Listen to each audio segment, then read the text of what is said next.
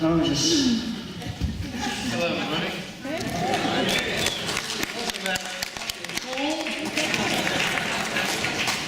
Children here? Sorry. Well, that was cool, Andrew. Thank you for that. Thank you for that. Everybody else, Jody and everybody else. You know, the first thing that strikes you is that sound, you know, they had. I mean, Bill Wyman was a big part of the band, wasn't he? I mean, very big. You know, and very big. And you sort of, you miss that. You know, that's the first thing that hit me. Was right. Like, It's a shame that we might have to continue this, but who knows? yeah, there's hope. There is hope. You know, as long as they're not flying. Well, take a boat, the trains, boats, and no planes, and it could, and it should happen. I think everybody agrees it should happen. Bill sort of left the band because he's no longer like flying, but hopefully they'll listen to a couple of gigs and he can show up at them, I hope. Anyway, why? But you know, there's usually a tablecloth here. I'm just for 1 minute. About 12 or 13 years ago, I was staying in the Mayflower Hotel, the best suite on the park for 290. Used to be, right? And I was in the Aaron Neville suite. That's the one with seeds all over the coffee table.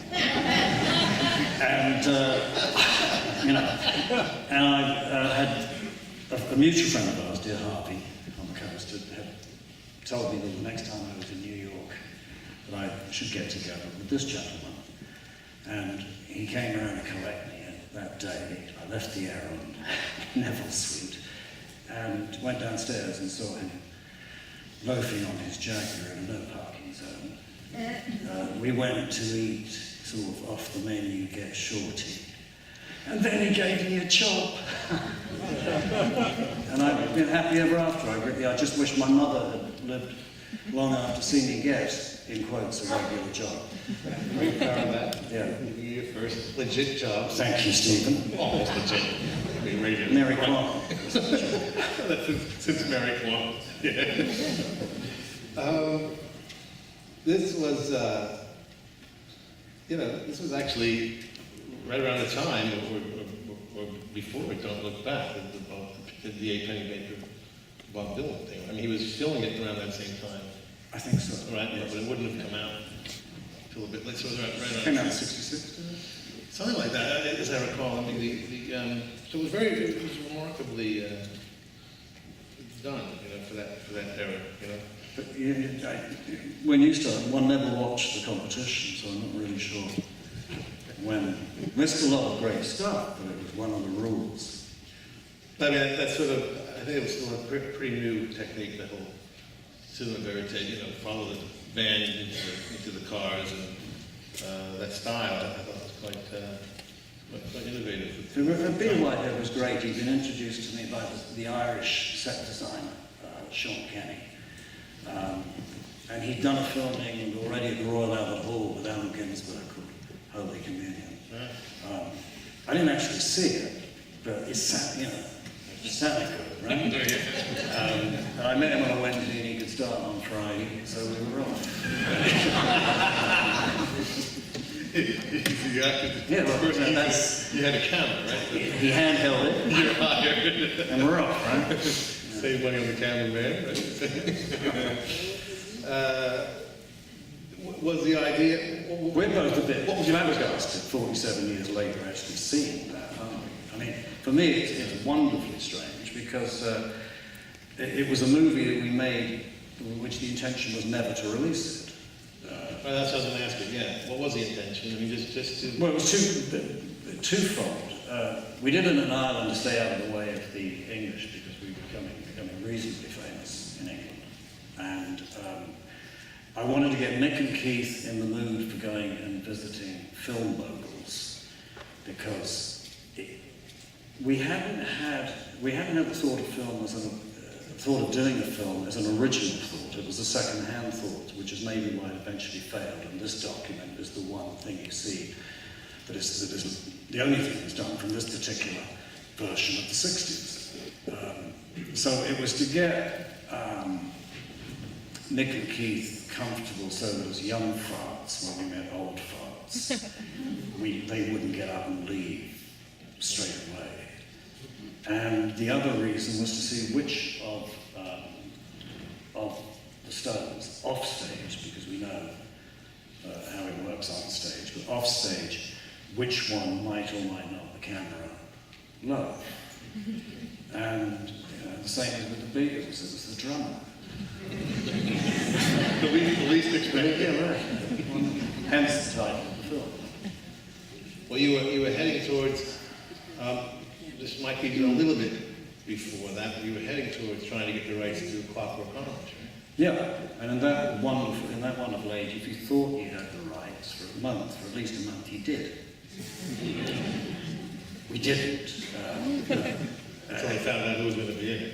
Yeah, he preferred Malcolm McDowell. You know. No, but Anthony Burgess had been told that he had cancer, and he wished to provide for his family, so he went on a diet of scotch and black bonds. And suddenly his writing style changed. Right? Curious. Yeah, and he wrote Clockwork Orange, The Wanting Seed, Inside Mr. Envy, and a couple of others. Then they came along and he'd sold them all for 500 or 5,000 something to lawyers who sold it on to Stanley Kubrick. And then when he got the news that whatever with the cancer, you know, you're going to live, he went to work for Lou Grade and wrote Jesus of Nazareth. So things changed. But we did once we really couldn't get to A Clockwork Orange, and once I had taken Mick to meet Nicholas Ray, who didn't even want to talk about James Dean. You know, he directed a lot of great films, including Rebel Without a Cause. And as we left this Muse house in London after meeting with Nicholas Ray, Nick said to me, "Never put me through that again." Was he sort of auditioning him? How'd that go?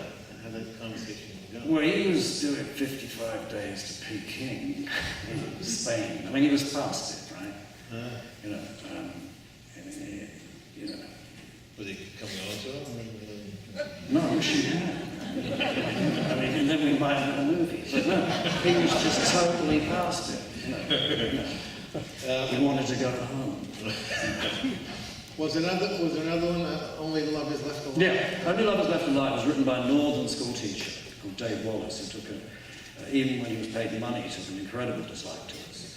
And the only thing that we liked about Only Love Is Left Alive was the title. You know, the book was sad lacking. Was it sci-fi? I can't remember. You know, Chaos, Youth Takes Over, Hammer Films, you know, Young Fang, Young Nick. You know, yeah, I mean, we were feigning interest by then because there was promise of an extra $1.25 million that Alan Klein was going to get out of Decca for the soundtrack. And as much as we love the idea of that, it's not really a good enough reason, you know, to damn tools and not celebrate. So you just never got around to... No, this is it. Yeah, It's you know. Then by 67, things started to come apart. I mean, Well, it's not even the world started to come apart. Yeah. I mean, but really by 66, if you think of... and it's interesting watching Nick in particular talking about more about the work process, or Bill's talking about his own work process. We're past the stage in life where, as Ringo put it, if I can make enough money out of this to buy Maureen a hairdresser's shop, you know, then I'll be happy. And of course the Beatles have come to America and that has changed the game. And you can sense, I think, from this that everybody thinks there's at least another couple of years in it, or 3 years, or whatever, but no one actually knows how drastically the world is going to change even by the end of 1966. I mean, for what it's worth, you know, like the ratio of Vietnam going up. And, but it was interesting to me, it struck me how innocent, in a way, they still, you know, we're just on the verge of starting become cynical with the whole process, but they still have a bit of innocence, even if by 65, which would have been after the satisfaction explosion. Right? But it's actually bang in the middle of it, because I think Satisfaction has come out in August in America. I think it's one of the first records we did that came out in America first, mainly because we happened to be in America at the time.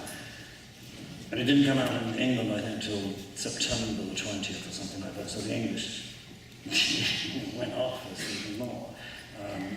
And then Welcome, Get Off of My Cloud, much more, because that was released simultaneously. But Satisfaction was going on, and then it was interesting to 37 countries, #1. Now we're filming in the boondocks of Ireland. And Ireland was very interesting because, there's a lull in the Troubles, right? You're looking at and the mother, the lady who, if she was 20 years younger, would have a little group of her own. It's absolutely amazing when you figure she's only 40. I don't believe the geezer who said he'd had his hair that long for 18 months. Never have. Right. That would have been 63. Yeah. You would have been arrested? Yes, exactly.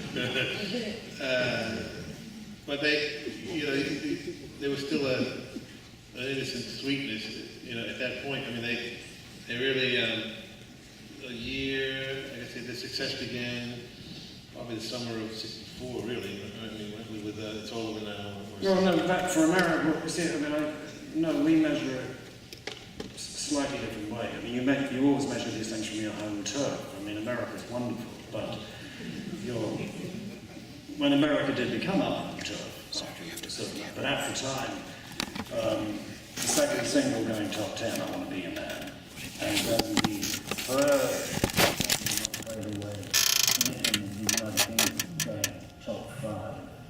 And then I recorded and released Little Red Rooster because I didn't really, it was going too fast, and I wanted to hold it back. And I thought, well, Little Red Rooster, man, that'll just go top 10, and they'll go, it's kind of vaguely start off again. But there were advance orders for about 180,000, so we didn't even have to buy any. So it went to #1 first week, and boom, games up. It will remain the most amazing achievement ever.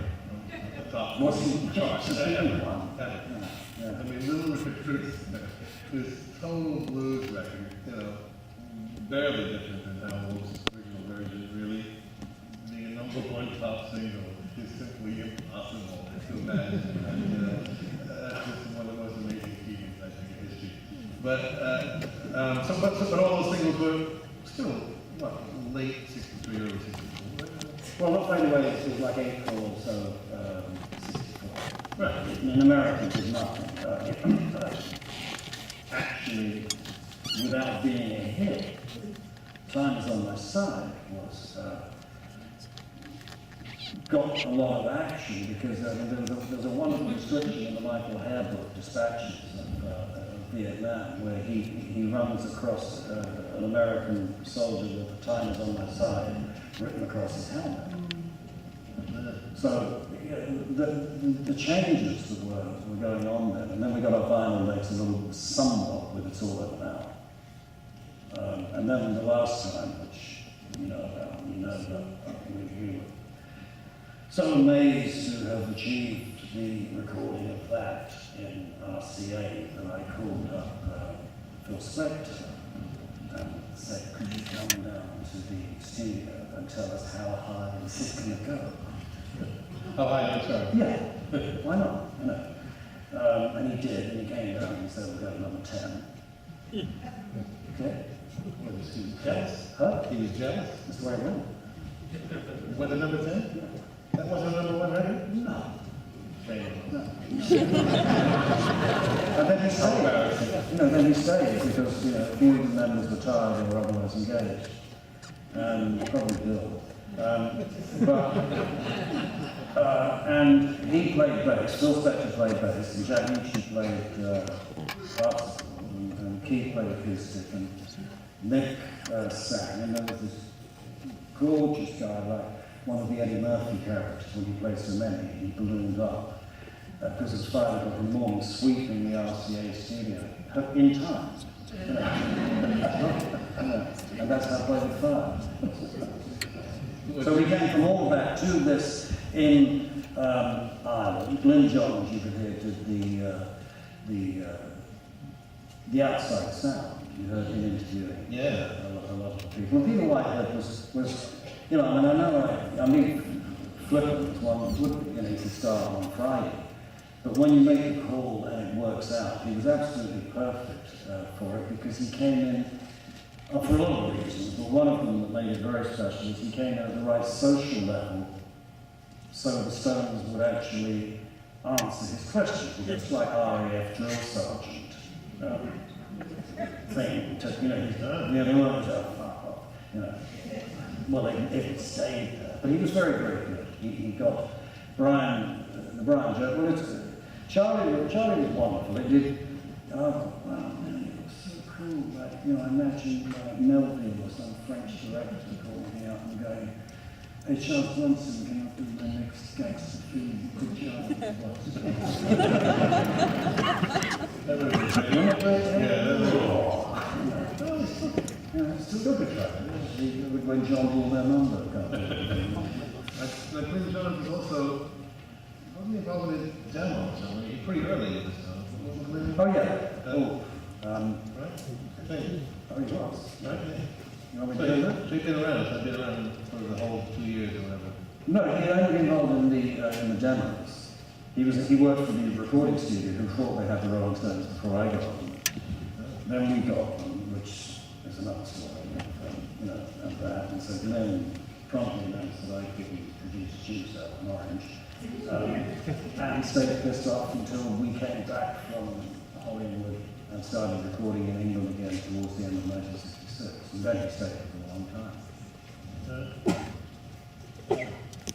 It was really fun seeing them in the writing process, which is really something that was wonderful to be caught. I mean, wonderful. I mean, they, you know, I don't think anybody's ever seen anything quite like that. No. You know, I mean, it seems to be genuinely working. I mean, well, we are with the thing of like they knew that were going to be cameras there, and this was the idea to get them relaxed in front of cameras. And the general thing of the movie was the cameras are rolling, do something.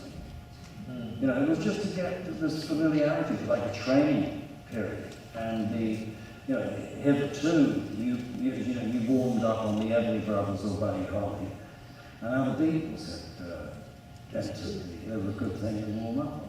that was so much fun. I mean, you know, the one of the many wonderful things about the way this film has been put together is, you know, we did do an edit back then of it, but I left out all of the songwriting scenes. I left it all out, all of Mick Jagger, because, you know, I felt the result was the only thing that at that time the public wanted or should see. You know, whereas now in this totally equally wonderful different world we live in now, it's totally appropriate. So it's great. Oh, that's really quite a fun thing. I mean, they can get off, the young writers can get off their laptops for a minute and watch this. You know, there's a little school thesis thing going on there. And maybe it was because they didn't expect it to come out. You know, because sometimes some of the best things happen when, you know, you just try something as a home movie, you know, for yourselves, and there was no real pressure about it coming out. Maybe that helped. Well, there was no pressure. When the pressure came, when they had to go and meet English writer directors. Because I remember, and that's one of the reasons the Beatles 2 movies, because I've only seen one of them so far.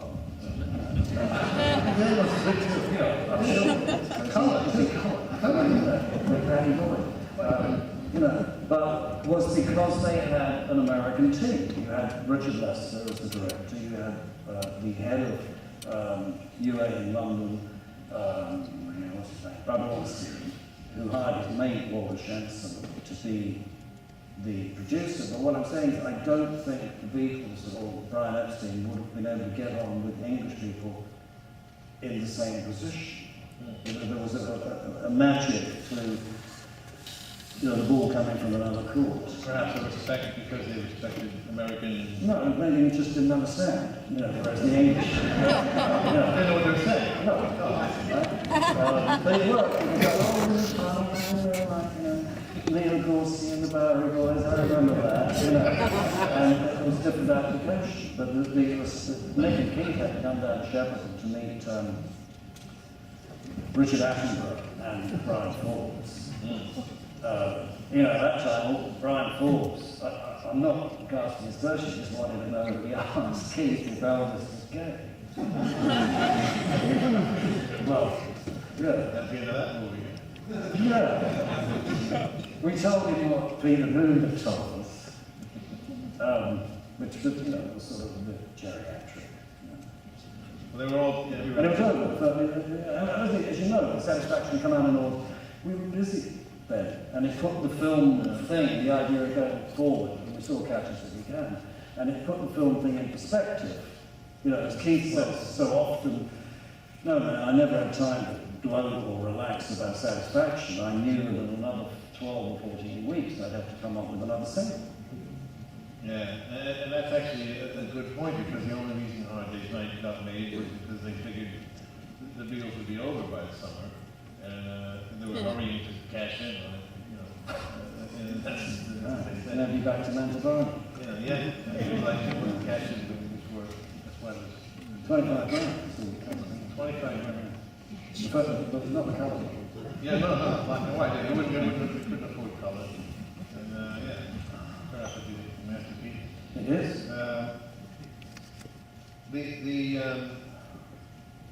At that point, it was nice to see them all seemingly getting along and acting like a band, which wasn't going to last much longer, right? I mean, Brian started to go a little bit in '66 or so, right? He started to go earlier.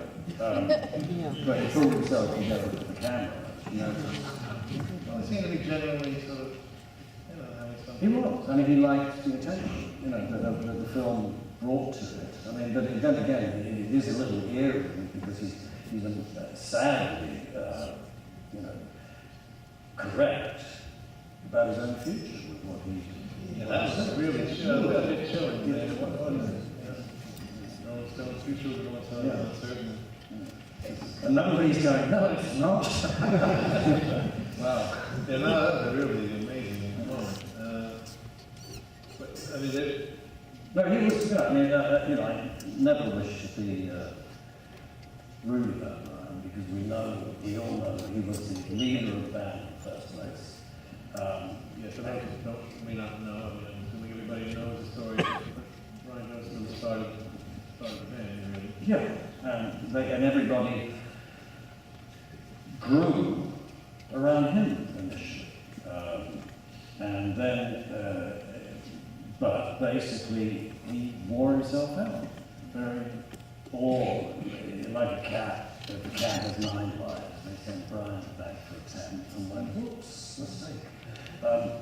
But before they called him back, he made this incredible contribution of so many levels, on the image level, on the two strong guitar level, with his knowledge, his love of the music. He was conflicted because he'd seen the Beatles and the alcohol and he wanted that as well.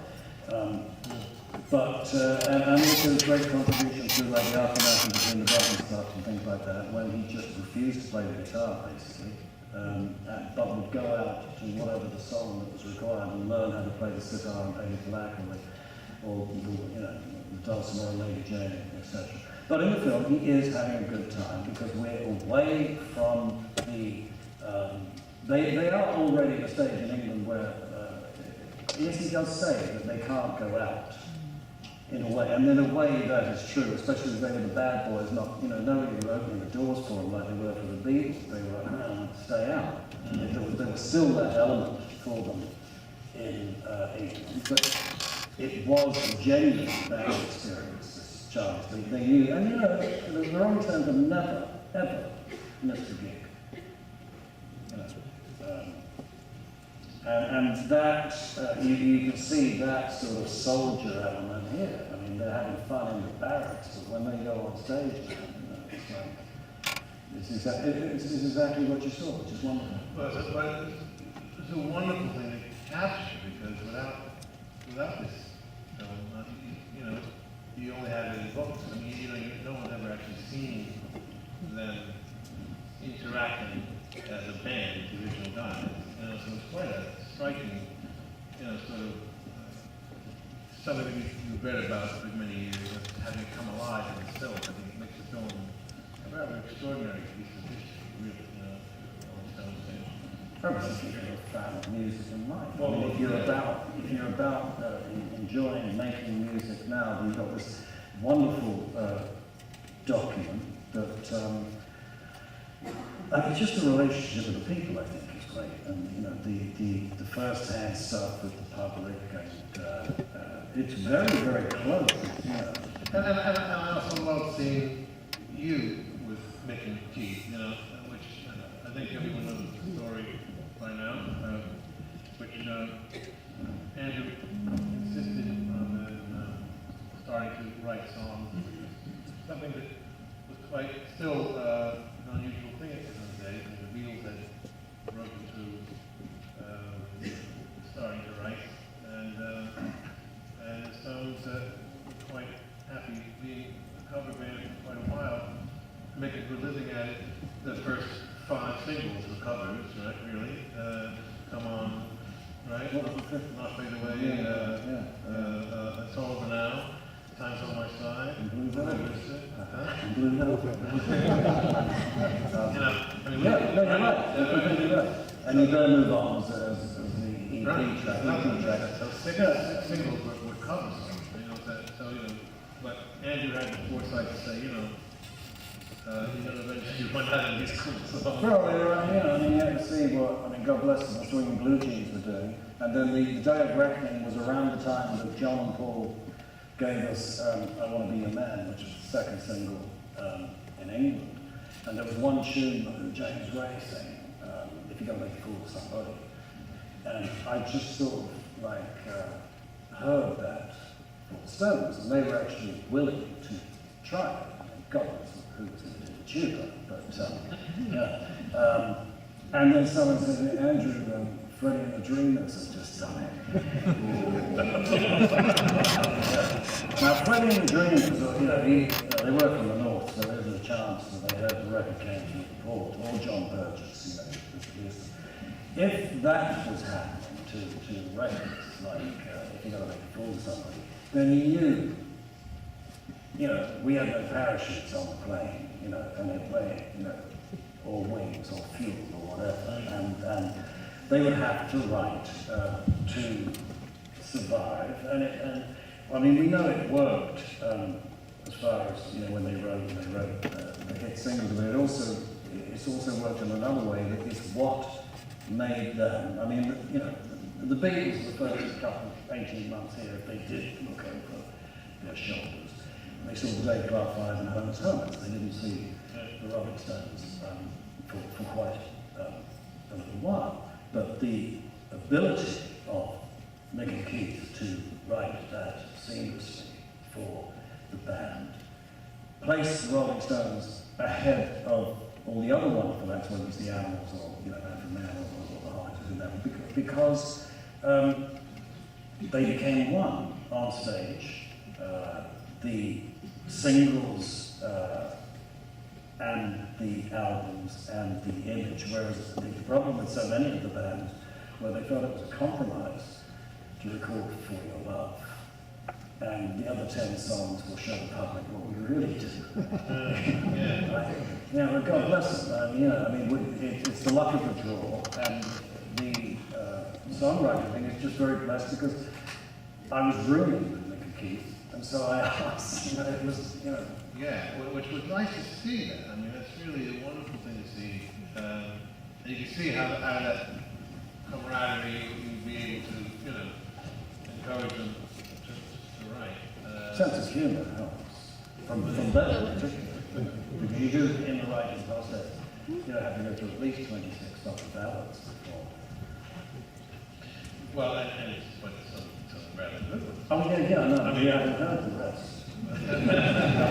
No, but there are a few on the way up. One of them, Lulu, bless her heart, she recorded it.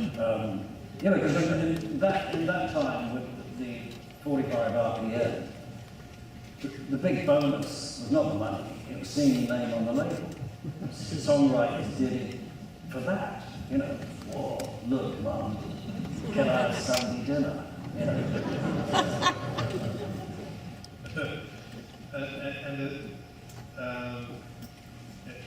What was the first? Tell me.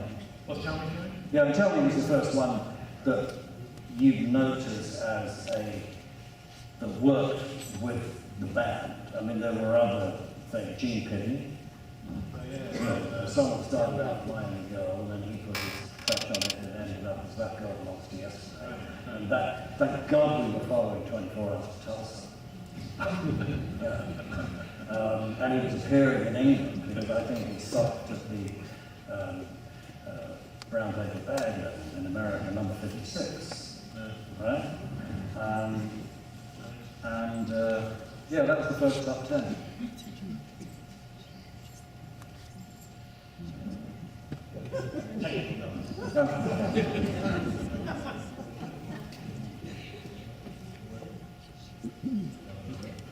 I don't talk very good. The microphone is dead? What would we...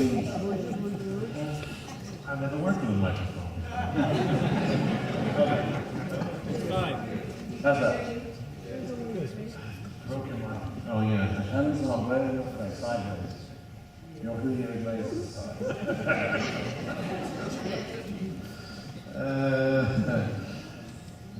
My train of thought, which I didn't even have one. So, tell me, which was, by the way, is one of my favorite records of all time, and I think one of the greatest ballads ever written. And they never took it seriously, did they? Really? Yeah, yeah. Did they? Oh, yeah. Otherwise, it would come out. Did they say their first song they really liked that they wrote was the last time?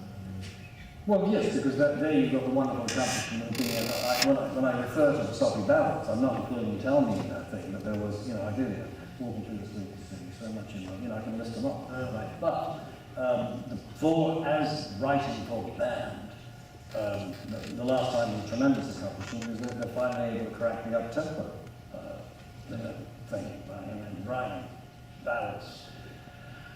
It's not what if we had to crack that thing. That's not what that was about. I mean, his version in Charles My Darling is slightly misleading, although I'd love to bring out the pits and do it at the White House. It would have been great. And when they brought that to the band, were they mostly?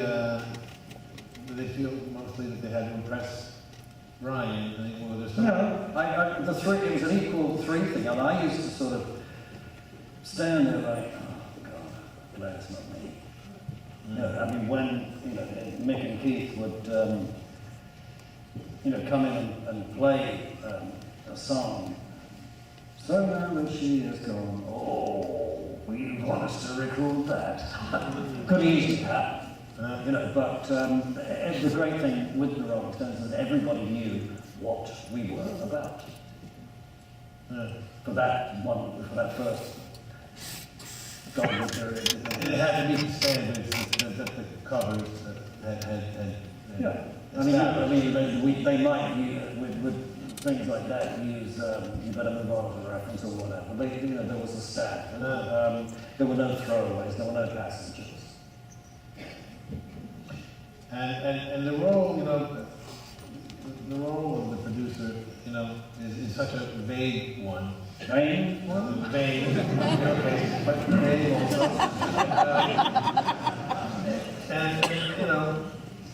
I think it's important to say it because the group is in the studio and the producer's in the control room, and it's the producer that says, it's a take. Or it's not a take, try it again, boys, among the other 1,000 things, and I think it was an amazing sort of learning on the job you did, and your instincts were quite extraordinary, and I think very, very, very underrated, because you work in 1, 2, 3, 4, 5 different studios, yes, right? With 5 different engineers, and the sound of those records is just amazing. So, I think that's a tribute to you and your taste, and I think that's a big part of it. Thank you.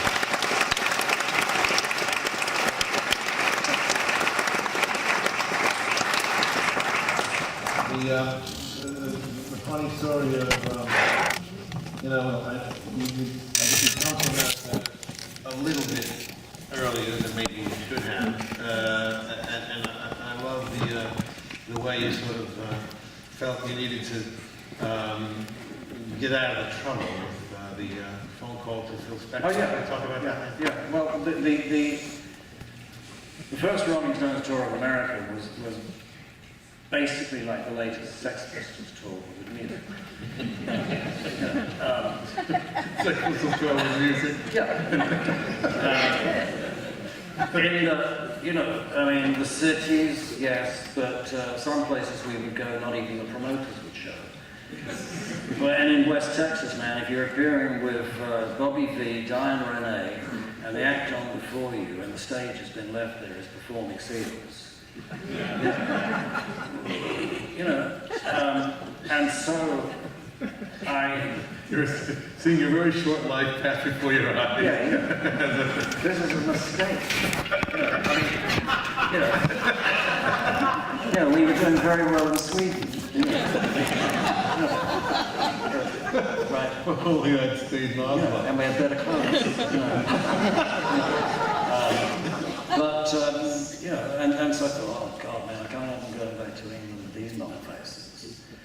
So I don't know why I called Phil Spector. I just don't think I was capable. I was just like, Phil, book Chess Studios for us. Okay. And we went to Chess Studios, and they just bathed in exactly the reasons that they had come into it. I mean, you can see backstage in the movie, man. I still think that we should take some stills of Keith with the waistcoat and the bracelet and the cap and the glasses and my, fuck Chet Baker, oof, we should just mention that that's where a good part of the set was coming from. Yeah, I mean, the amazing, the whole of the Chuck Berry, Bo Diddley, Alan Wolf, well, he takes the whole thing, man. In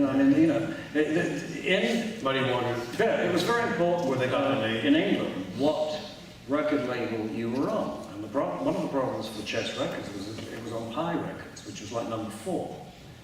So these records, actually in many ways there was a great deal to be said for music being hard to find. Made it cooler. Yeah. Well, and when you got it, you embraced it and you treasured it more in a different way than. But the point is, we got to Chess Records. Ron Mailer, a wonderful engineer. I think in 2 days we recorded 13 tracks. We did do a version of Satisfaction, which I'm very pleased nobody's ever managed to find. And I'm sure they're still looking. But it sort of sounded like Walk Right Back by the Rooftops. It just was, you can imagine, it needed that Sunset and Ivor touch at RCA, but yeah. But it was a wonderful experience. So they got off, after that Sex Pistols tour, they got off a plane in England. America, it was ours. And yielded, I guess Maria Kay had handed you the Valentinos, It's All Over Now. Maria Kay, at a party in the Dakota, the producer Bob Crew's house,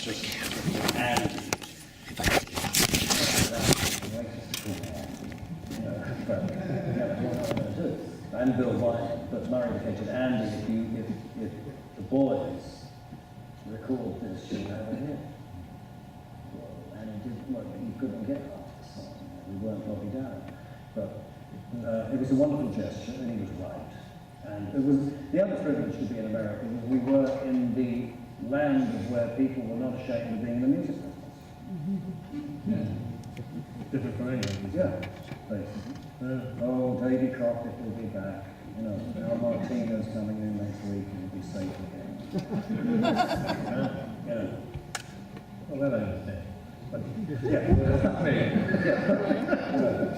you know, but how wonderful though in those days. I mean, I love the fact that he handed you the record like June 1st, right? June 3rd. You're cutting it June 15th. And it's on the charts in July. Yeah. Yeah. I love that. Yeah. I can just fit my ADD. Yeah.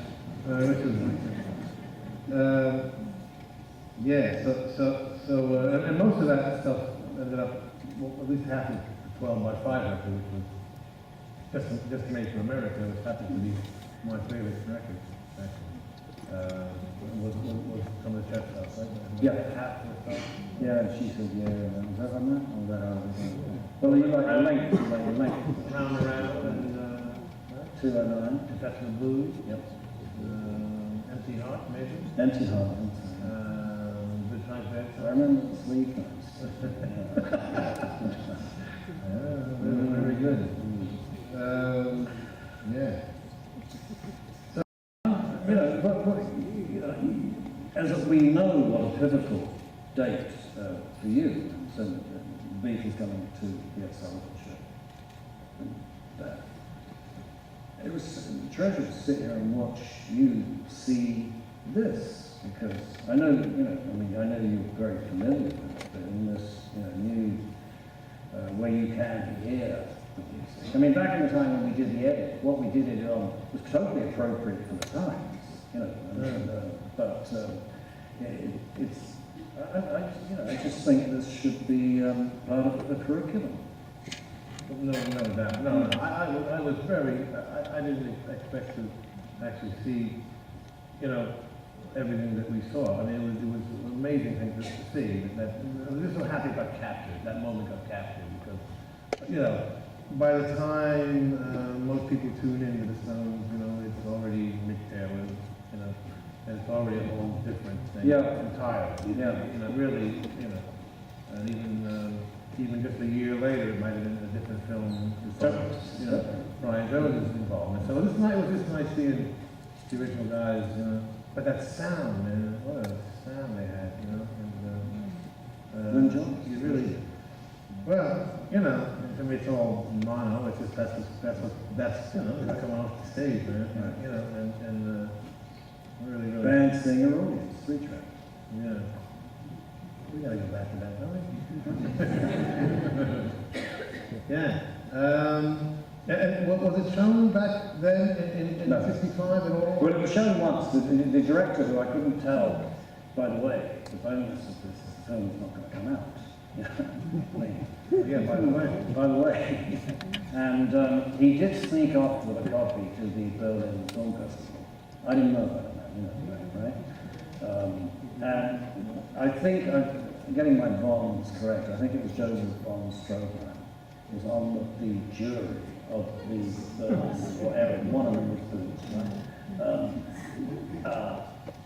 And he said he was on the jury of the Berlin Film Festival, and he said that film, Charlie, you know, is the only one that will be remembered in 50 years, which is, you know, pretty cool. Right? I don't think that's That time style was innovative. what? That time style was innovative. Yeah, cool. Wow. That was great, you know, and that's it. It didn't because nobody wanted it. It was absolutely, if you think about the limited, or the way the media was, it didn't feel limited at the time. That nobody wanted 50 minutes of the Rolling Stones on national television. I mean, they were trying to keep us out. I mean, the government had tried to keep it with skiffle and trad jazz. You know, Eddie Cochran, you know, I mean, it wasn't going well. And again, for those who might not know, I mean, that's all there was in the club. What the English call trad jazz is our Dixieland. And it was every single club. That's all it was until the Rolling Stones. Well, I guess Alexis Corner. The Lexus Corner, Long John Baldry. Long John Baldry was very good. Started The Lexus Corner. the Ealing Blues Club. Yeah, and the Ricky Tick Club, and you know, you had about 350 young English people who had an affinity with sharecroppers.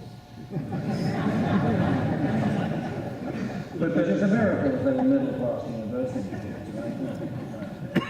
Yeah, well, but then once the Rolling Stones cut the residency at the Crawdaddy Club, I mean, they became the center of the modern R&B. And Paul Jones was very important about that. Nick Avery, the Kinks. But they'd all come to that club. All came, they were all in the, no, they played. They were all playing and singing. It's incredible. An interesting group of people. And you walked in, what, 10 weeks after they started that residency? And 3 months after Charlie Watts had started playing, which is why I still refer to 49th anniversary.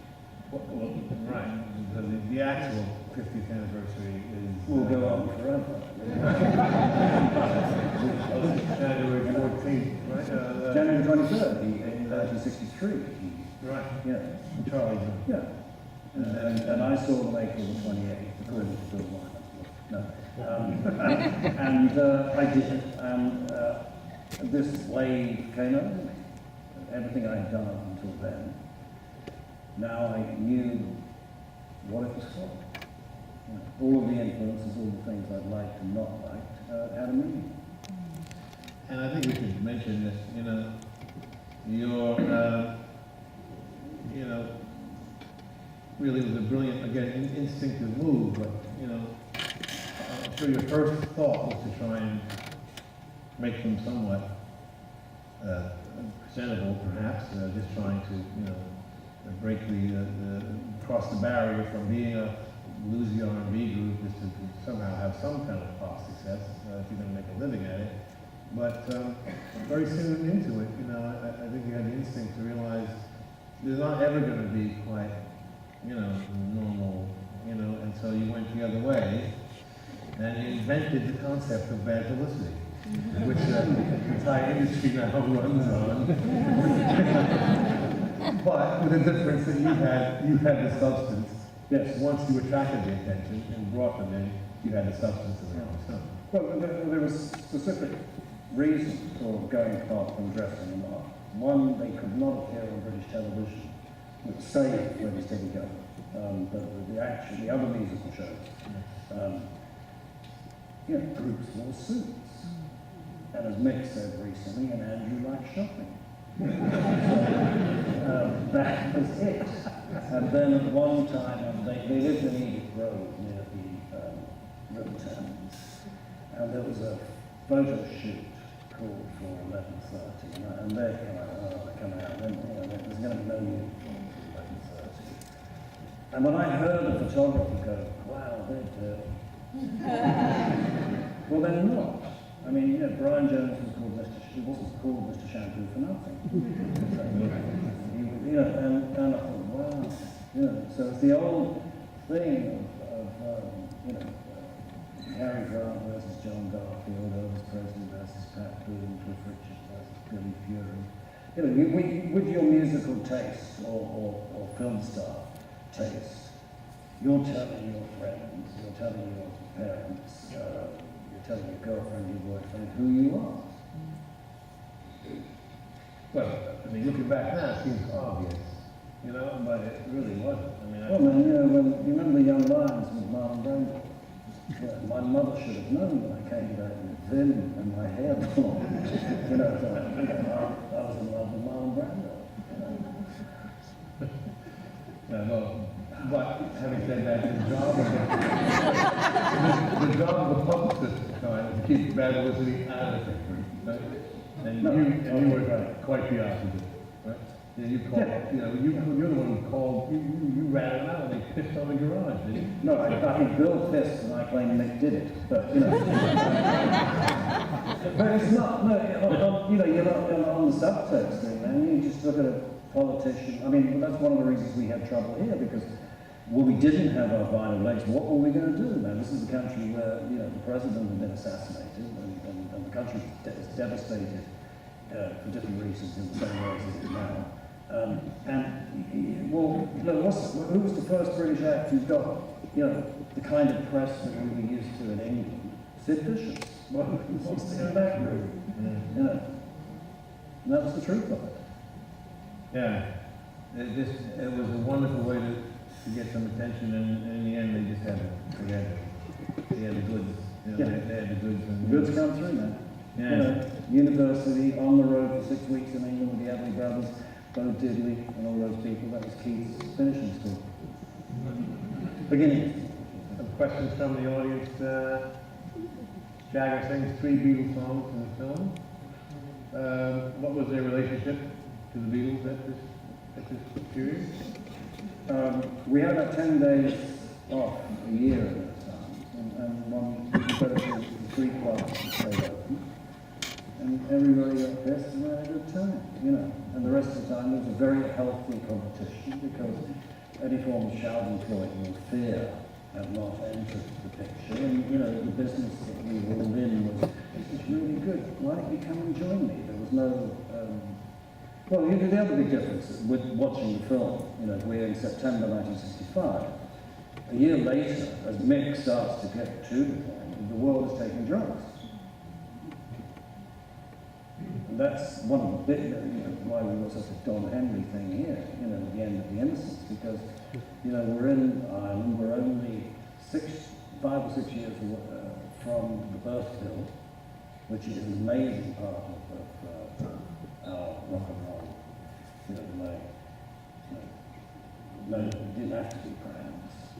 Well, it's just so great that moment got captured. I hope that's not. And by the way, I mean, as you said before, the Beatles gave them their second single, which I think is a very important moment in history. Yes. Because the first single had failed, and you know, they were not a pop group, and they never were a pop group. I think one of Stone's most extraordinary achievements is crossing over for 40 years, you know. I mean, they never were a pop group. So, but because the Beatles were so big at the moment, and you had worked with them, they gave you that, they did a favor for you. Yes, they did. And without that, I think that, you know, the radio had to play the Stone single because it was written by the Beatles, you know, and you know, changed the whole. What is the true story of how Mick and Keith wrote as Steven Van Zandt? Or what was the original title? The original title was As Time Goes By. Was that familiar? Yes, it was too familiar. And it was, in short order, it was originally written as a B-side to Married Faithful. The composer, Lionel Bart, who wrote Oliver, had written the A-side. She couldn't sing it. And it was painful. And I changed the title, I cut a couple of verses out. Keith actually wasn't there. A great guitarist who departed our shores last week, Big Jim Sullivan, is the guy who helped Mick transcribe it. Yeah. After a little demo session, he came to a studio to mix it, Jim. And Jim helped Mick work out. See, there again, that's, you know, the way it was. We were all, you know, part of this wonderful functioning club. And anyway, and on the session, the musicians, you know, they weren't have to do the squawk thing anymore. They breathed such a sigh of relief that the other number, they didn't have to play it anymore. that sigh of relief breathed its way into what might have been a B-side and turned it into, after 6 takes, we went, all right, that's top 10. You know, that's the magic of that particular record. And what's the question? Luckily, you changed the title. Yeah. I was struck by how well spoken and eloquent Mick Jagger was, as opposed in contrast to the bad boy image. Yeah, if you invented. You know, there's no real question there. Yes. Mick Jagger had actually gone to college, right? He would have still been in college. He wasn't telling us. He might still be in college in those years. Could you tell us about Ian Stewart? Yeah.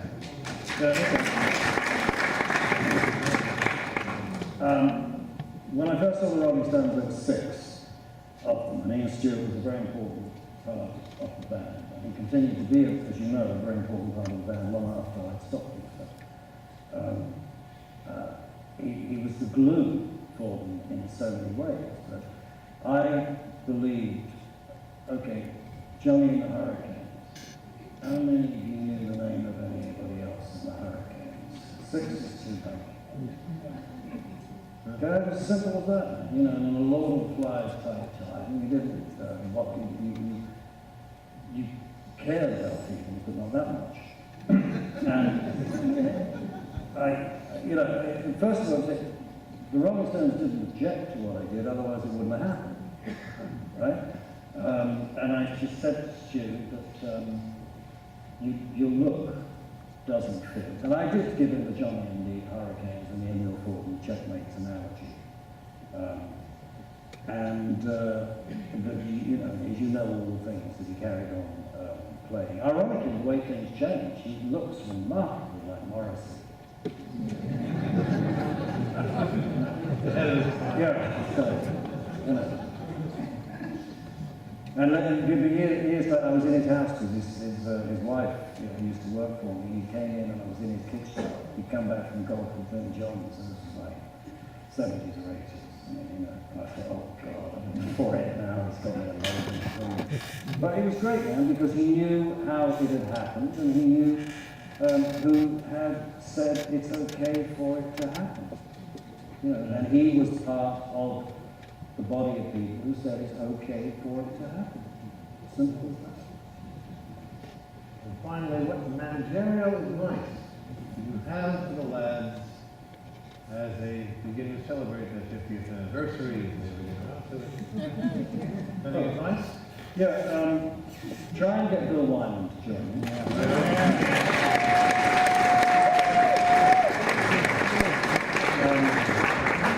Get holograph, is it? I mean, I think those, you know, I've been thinking this a long time, long before the other geezer. You know, the thing, so that you can zoom Brian in. Do the same, well, Mick Taylor could probably get there himself.